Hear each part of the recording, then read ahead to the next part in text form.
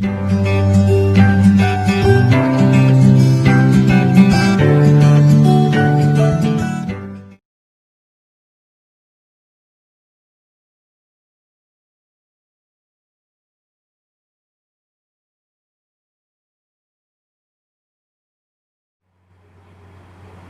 दोस्तों, welcome to my YouTube study channel Zamzam study. आज का जो हमारा टॉपिक है दोस्तों वो है संविधान का कमेटी, मतलब that mean the committee of constitutions and preamble of constitution. सबसे पहले हम आज पढ़ेंगे कमेटी, क्योंकि हमने संविधान के जो पहले जो भी एक्ट आए थे वो एक्टों को हम पढ़ चुके हैं। ठीक है दोस्तों, so let's start the class without wasting the time. जो हमारा पहला पॉइंट है वो है संविधान सभा की जो प्रथम बैठक हुई थी 9 दिसंबर 1946 को हुई थी। इसके अध्यक्ष कौन थे? इसके अध्यक्ष एज के हिसाब से सत्येंद्र सिन्हा को बना दिया गया था। ठीक है, उसके बाद जो हमारी जो अगला पॉइंट है वो अगला पॉइंट है संविधान बनाने के लिए जो भी टाइम लगा था वो 2 साल 11 महीने और 18 दिन था। उसके बाद अगला पॉइंट क्या है? एक जो समितियाँ बनी थी उसमें संघ शक्ति जो समिति थे उसके अध्यक्ष पंडित जवाहरलाल नेहरू थे। उसके बाद जो दूसरी समिति थी संघ संविधान समिति, उसके भी अध्यक्ष हमारे पंडित जवाहरलाल नेहरू थे। दोस्तों, क्या आपको पता है कि जो पंडित जवाहरलाल नेहरू थे वो आज़ाद भारत के प्रथम प्रधानमंत्री थे। ठीक है, और उसके बाद अगला पॉइंट जो है वह प्रांत संविधान समिति, इसके अध्यक्ष सरदार वल्लभ भाई पटेल थे, जो कि हमारे देश के प्रथम गृह मंत्री थे। ठीक है दोस्तों, अगला पॉइंट जो है वो है प्रारूप समिति का, जिसके अध्यक्ष जो थे डॉक्टर भीमराव अंबेडकर, जिसको हम बाबा साहब अंबेडकर कहते हैं।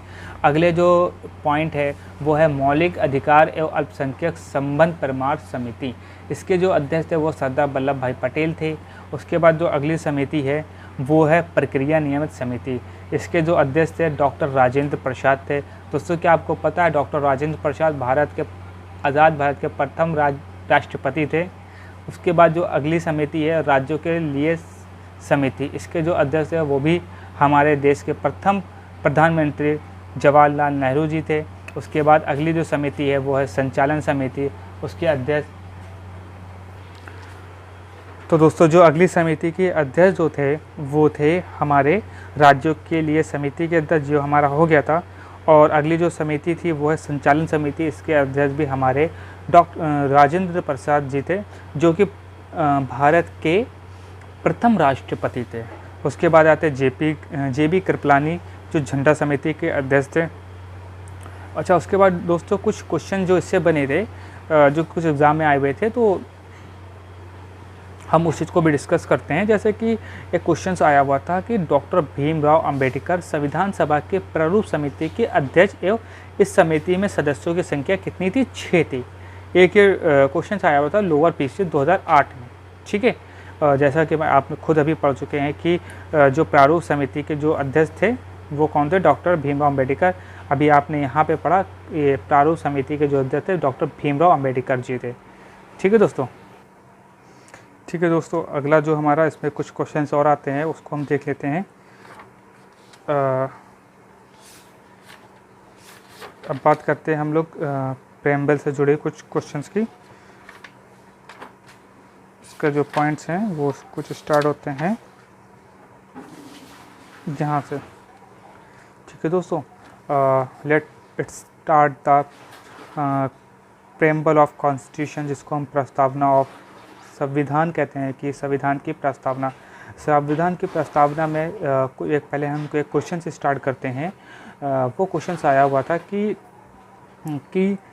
बिहार पीसीएस में क्वेश्चन आया हुआ था कि हम भारत के लोग भारत को एक संपूर्ण प्रभु संपन्न समाजवादी पथनिरपेक्ष धर्मनिरपेक्ष लोकतांत्रिक देश के बारे में एक क्वेश्चन आया हुआ था। तो जो हमारी जो प्रस्तावना गणराज्य बनाने के लिए एक और इसके समस्त नागरिक को सामाजिक, आर्थिक और राजनीतिक न्याय, विचार, अभिव्यक्त, धर्म, विश्वास एवं उपासना की स्वतंत्रता, प्रतिष्ठा और अवसर की समानता प्राप्त करने के लिए व्यक्ति की गरिमा, और राष्ट्र की एकता तथा अखंडता सुनिश्चित करने वाला बंधुत्व बढ़ाने के लिए दृढ़ संकल्पित होकर अपनी इस संविधान सभा में आज दिनांक 26 नवंबर 1949 को संविधान को अंगीकृत करता हूँ। ये एक संविधान एक ये क्वेश्चन था। अच्छा दोस्तों, अब हम आगे टॉपिक पढ़ते हैं प्रस्तावना। ये क्वेश्चन आया हुआ था जो कि बिहार पीसीएस का क्वेश्चन था, जो कि मैंने आपको पढ़ के बताया। अब हम स्टार्ट करते हैं प्रस्तावना। प्रस्तावना के तत्व सबसे पहले हम पढ़ेंगे संविधान के अधिकार का स्रोत। हमारी जो प्रेम्बल है वो हमें बताती है कि संविधान का स्रोत क्या है, मतलब इसका जरिया क्या है। प्रस्तावना कहती है कि संविधान भारत के लोगों से शक्ति अधिगृहित करता है, मतलब भारत के लोगों से शक्ति प्राप्त करता है। ये कौन बताता है? ये हमें बताती है भारत के संविधान की प्रस्तावना। ठीक है दोस्तों, अगला है इसकी प्रकृति कैसी है। The nature of preamble of constitution, मतलब संविधान की जो प्रस्तावना है उसका प्रकृति कैसी है।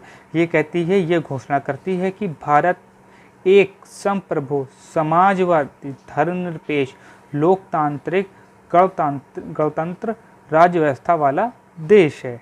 ठीक है दोस्तों, इसके भी जो पॉइंट है दोस्तों अभी हम आगे डिस्कस करेंगे। ठीक है, संविधान का उद्देश्य क्या है? संविधान का उद्देश्य है इसके अनुसार न्याय, स्वतंत्रता, समानता, बंधुत्व संविधान का उद्देश्य है। इसको जो बनाया गया है उसका बनाने का उद्देश्य क्या था? उसका बनाने का उद्देश्य ये था। अच्छा दोस्तों, अगला कुछ इसमें पॉइंट्स आते हैं। ये है संविधान लागू होने की तिथि क्या है। संविधान लागू जिस दिन किया गया था वो था 26 नवंबर 1949। उसके बाद एक अगला पॉइंट है जो कि यूपी पीसीएस 2010 में, यूपी 2009 में और नायब तहसीलदार के क्वेश्चन एग्ज़ाम में आ चुका है ये क्वेश्चन। तो क्वेश्चंस क्या था कि समाजवादी, पथ निरपेक्ष एवं अखंडता सब संविधान में 42वां संविधान संशोधन अधिनियम। दोस्तों एसएसए का मतलब होता है संविधान संशोधन अधिनियम 1976 के द्वारा जोड़ा गया। दोस्तों मैं यहाँ पे आपको एक बात और बताना चाहूँगा कि जो 42वां एसएसए होता है, मीनिंग संविधान संशोधन अधिनियम, इसको हम लघु संविधान संशोधन अधिनियम कहते हैं। क्योंकि इस टाइम पे क्या हुआ था, इससे पहले भारत में राष्ट्रीय आपात लग चुका था। उसके बाद जब राष्ट्रीय आपात खुला तो 42वां संविधान संशोधन हुआ, जिसमें बहुत सारे संविधान के भागों का संशोधन या संविधान के अनुच्छेदों का संशोधन किया गया था। तो इसको लघु संविधान संशोधन बोला जाता है। ठीक है दोस्तों, संविधान की प्रस्तावना को संविधान की कुंजी कहा गया है। प्रस्तावना के अनुसार संविधान के अधीन समस्त शक्ति का केंद्र बिंदु अथवा स्रोत भारत के लोग हैं। मतलब फिर वही चीज़ आ जाती है कि संविधान जो शक्ति प्राप्त करता है या उसकी जो शक्ति का स्रोत है वो क्या है, वो भारत के लोग हैं।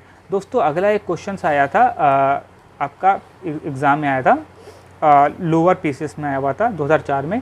वो क्वेश्चन ये था कि संविधान की प्रस्तावना में एक कल्याणकारी राज्य की संकल्पना की गई है।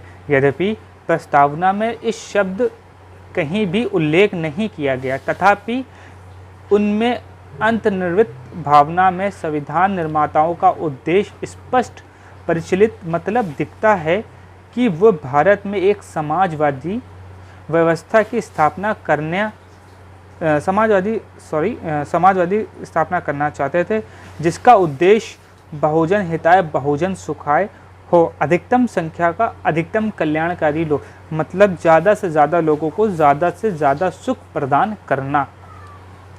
अगला दोस्तों हमारा जो पॉइंट है वो है अगला जो पॉइंट है दोस्तों वो पॉइंट कुछ ऐसा है। नाउ इट इज़ ओके दोस्तों, दैट्स परफेक्ट। भारतीय संविधान की प्रस्तावना का आदर्श एवं उद्देश्य मूल अधिकार, राज्य के नीति निर्देशक तत्व, सिद्धांत एवं मौलिक कर्तव्य में निहित है।